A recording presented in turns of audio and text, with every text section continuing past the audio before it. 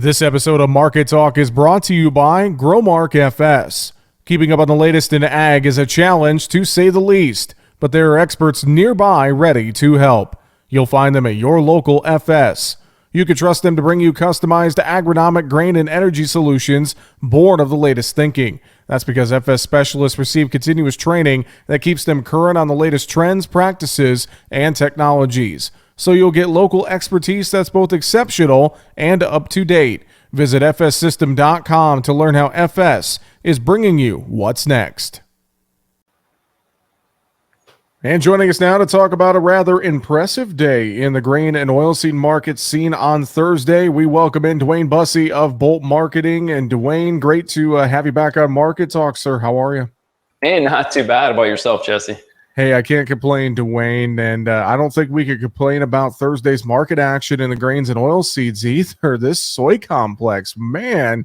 Let's start there. Yeah. What happened on Thursday? Was there something to this? Was this a case of the algos amplifying the move to the upside? Is it weather? I mean, is it the China-U.S. tensions? What could you point to here in this soy market?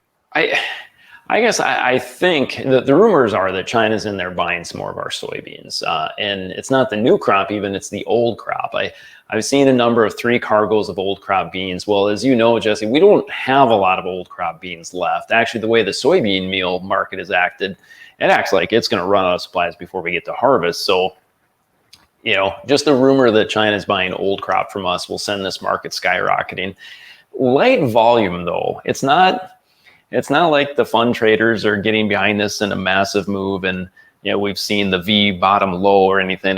I still think overall what this market's doing is making a large, wide pattern that's going to be sideways for probably a couple of months. But I don't know, for some reason I am starting to feel a little bit more like maybe we've seen the lows. Maybe the harvest lows are in. And maybe that's funny to say this early in the year, but it seems like we said them earlier all the time as we kind of narrow up on the range of what the estimates are for the yield. So, you know, but it gets back to the rumor that China was maybe buying and made some futures markets jump in to be buyers here today as well.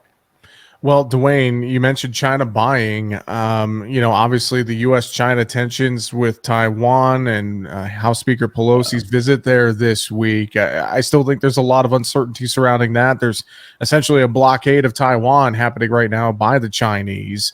And you bring up China maybe in the market buying soybeans. One has to wonder, okay, are they doing this in preparation for something else? What's going on there? Oh man, I know. I hate to even think that, but it is possible. Yeah, earlier in the week we're diving down because of possible negative China-U.S. relations, right? And yes, I'm not sure why Nancy had to go there. It just, to me, just, you know, it's like petting a cat the wrong direction. Just, I don't think we needed to do that to China. But whatever, that's politics being played there, of course. But they are short soybeans. They didn't buy as much during their COVID lockdowns, and they didn't like the higher prices this past year. So when the market does dip, I think they're there to buy. Now they're buying as much from Brazil as they can. And the story is that Brazil's ran out of supplies, so they're going to buy just enough old crop from us to just get by. And then probably watch and see how the new crop does in Brazil before they buy a ton of our beans. But you're right to question demand moving forward. You know, Brazil, we're expecting a huge crop because they're going to expand their acres again. And there's no doubt with these tensions, China's going to buy from Brazil before they buy from us. Well, and on top of that, I know another story that's out there not getting a lot of news is China's looking to buy soy meal from Brazil, I believe. I think there's an agreement out there. So, I mean, you see that points to, okay, is China turning more of its attention to Brazil? We already know they've been working on the corn agreement. So it almost feels like maybe a bit of a reshuffling of the deck chairs. And to your point, China just coming to the U.S. just to help kind of get them by right now. Right, which, you know, them buying anything from us with our tight stocks is enough to create a bullish market. So I understand the move, but you're right. There's a lot of demand questions out there moving forward. That whole soybean meal deal with Brazil surprises me because that's not what China wants to do. They don't want to buy soybean meal. They want to buy the soybeans, crush them at their own crush plants. So if they start importing meal from Brazil, it's just going to make their crush margins that much more negative in their own country. So that one surprises me, but I guess, you know, it's China. I'm sure they know what they're doing. But no, I question demand moving forward too. And it's the time of year, it's hard for me to get bullish because there's too many demand questions. We're still going to question the crop size in the U.S. until October, really, until we get that October USDA report. We won't know, but we'll narrow it in next week to find out a little bit more about the crop we've got here. But it's maybe not as bearish as I was the last time I was on your show. I just starting to get, but not bullish. I think we're just going to create a sideways pattern that hopefully I can just trade back and forth a while here. Well, I know as well, you and I were chatting before we went on the air. We've even seen a few guys exit hedges here with just the way this market is looking right now as we get to the end of the first week of August. Yeah, and that's under my recommendation. We were really pointing towards holding on to hedges until August 12th. I thought, it's just smart risk management to have hedges on through that report. Just got this weird gut feeling this morning that, this could be some fun buying. Maybe they push it a couple of days up. And maybe it's just time to exit some hedges right now. I got some guys that did some hedging really well this year, and I just don't want to see those profits disappear.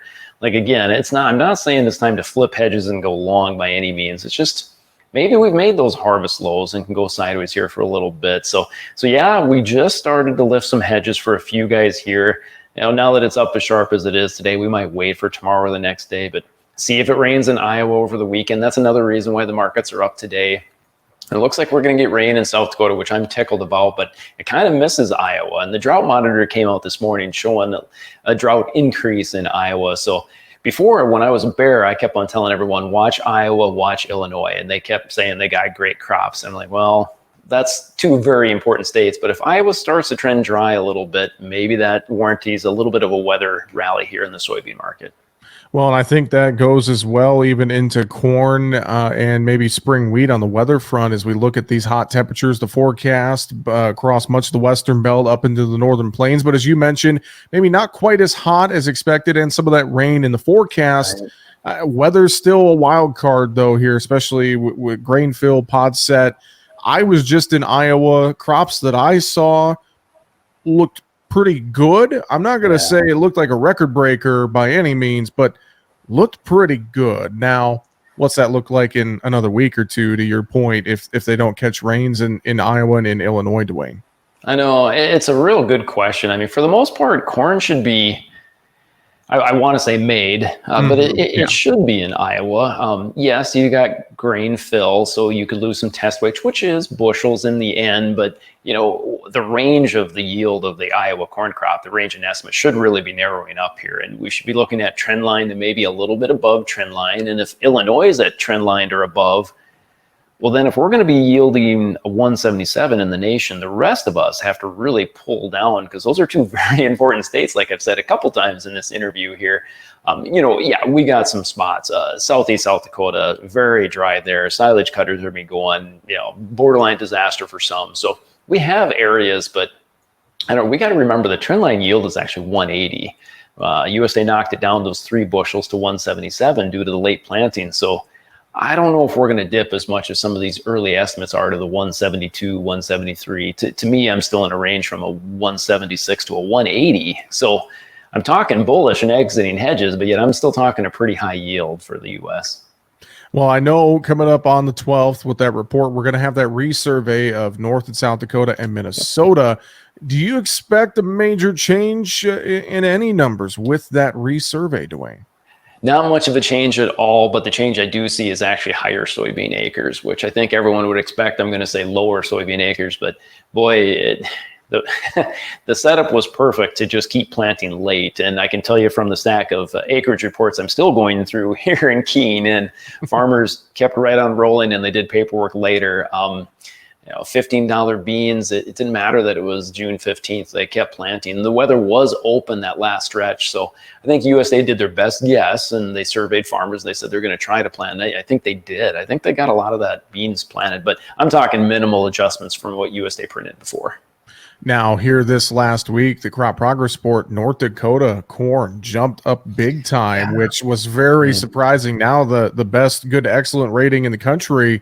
But I also wonder, if we saw more soybean acres, is that a smaller, smaller set of averages there, DuWayne? Yeah, I hate to say it for our North Dakota growers, because I'm one of them. We farm a little bit in North Dakota as well, too, but it doesn't matter. remember how many prevent plant acres we had. I mean, we're looking at what, 2.5 million acres of corn in North Dakota, and we're looking at like 11 million in Illinois. So that's what I mean by North Dakota would have to be really bad to pull the average down.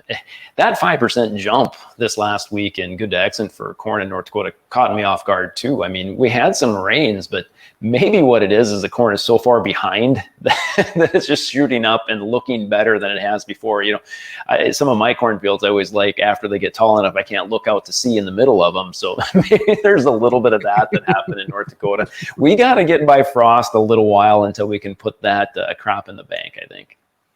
Let's talk the wheat crop, DuWayne. You know, it's looked like a few times this week we've seen a bit of spreading between spring wheat and winter wheat, but then, you know, Thursday's market trade, we just kind of took off to the upside at all three complexes, you know, getting closer to maybe some early spring wheat harvest. We have a pretty good look at spring wheat crop across the country.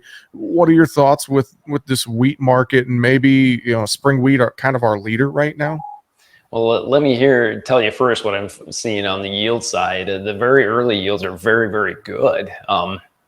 Central South Dakota, some highs is 80 bushels an acre. Those guys are just ecstatic and happy. And, you know, it was a pretty decent summer for them, just enough rain. So yeah, as you get further north into North Dakota, where it really matters, it's going to be a while till they harvest because they planted it so late. I'm a little worried the hot temps during flowering might have hurt it. But remember, North Dakota got more rain, hence the whole corn conditions going up 5% last week. You know, that doesn't happen this late on. So I think we're going to have a very big spring wheat crop. That being said, I think the market's making a very nice bottom here. A technical picture, I love the chart pattern in wheat, really all three classes. I think we're at harvest lows. I think that's really the market that can really grind higher this winter. This Russia-Ukraine situation, of course, as you know, is far from over.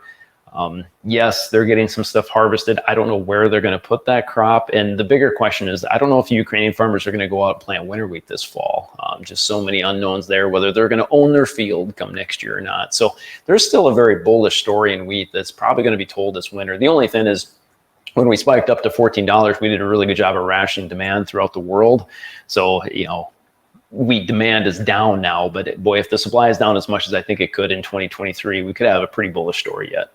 Well, on top of the Russia-Ukraine situation, what about the Southern Plains, DuWayne? I mean, you know, with planting coming up, a very, very big lack of moisture, that could cause problems, and maybe some producers saying, I'm not going to put a seed in the ground if I don't have the moisture there.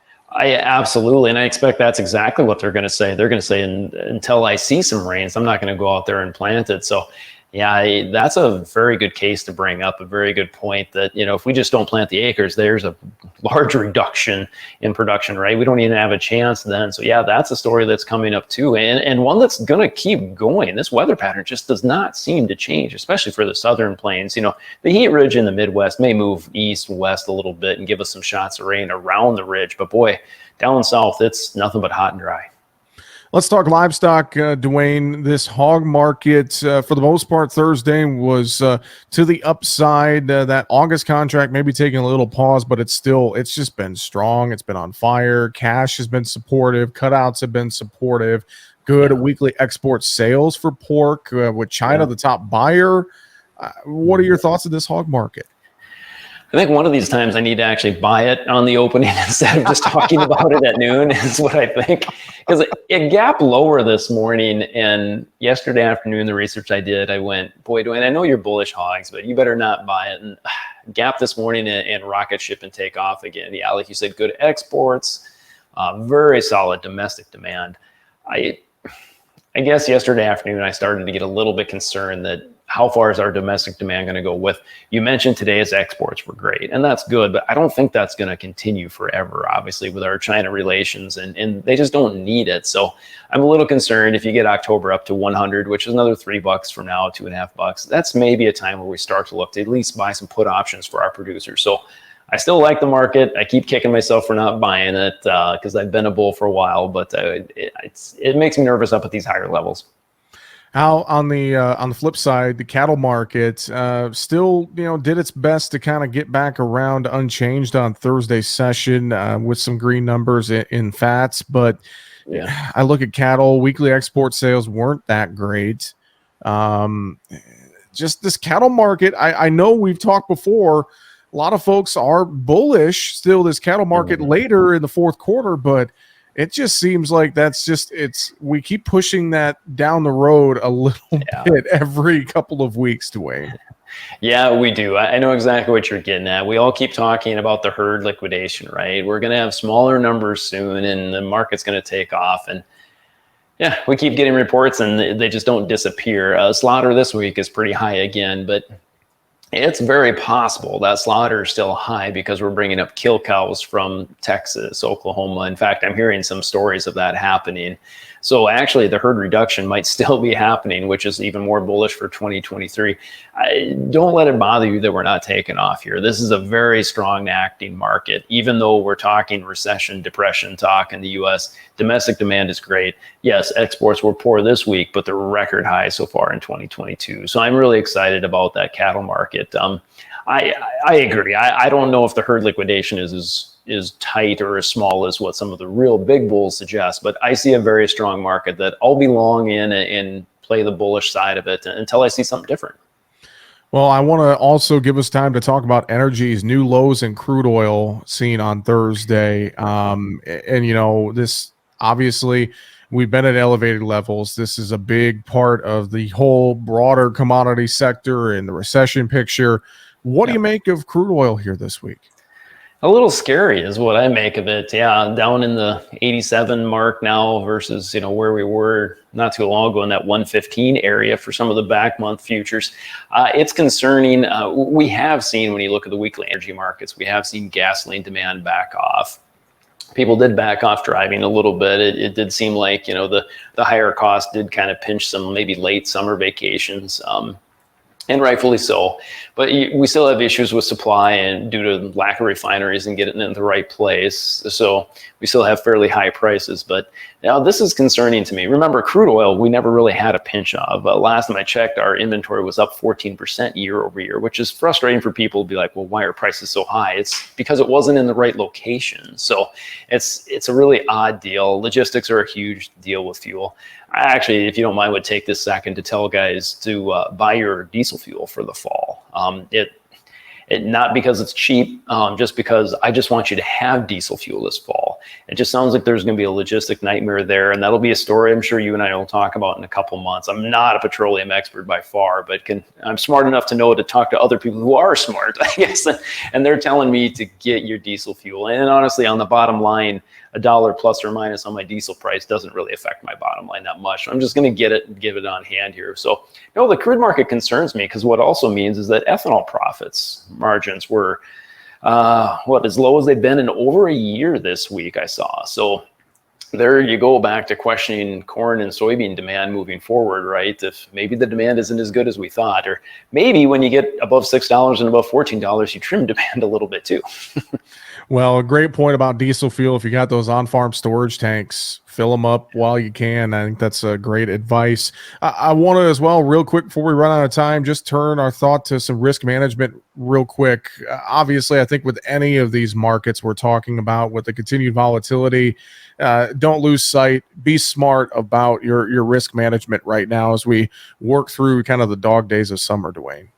Yeah, absolutely. I know we've mentioned I'm lifting some hedges here and, maybe it sounds like I should have done it earlier this morning, but one thing I'll be looking at is if we rally for 3 days on fund buying or whatever news it is, next week's report is on a Friday. Therefore, you get to Thursday or Friday, you can buy a lot of weekly put options then to get you just through that report, just that big day. So, I might be lifting some hedges, but I'm still concerned about the downside, you bet. Well, DuWayne, if folks need some advice, I know they can reach out to you at Bolt Marketing very easily. How can they do that? Yeah, they can call us here directly, 605-448-2365, or they can check us out online at boltmarketingllc.com. Well, DuWayne, always appreciate you jumping in with us, and we will talk to you again real soon. But with that, I will let you go. Have a great rest of your day. Yeah, thanks, Guy. DuWayne Bosse with Bolt Marketing joining us today here on Market Talk. That's going to do it for the show. Find us online, markettalkag.com. I'm Jesse Allen. Have a great afternoon.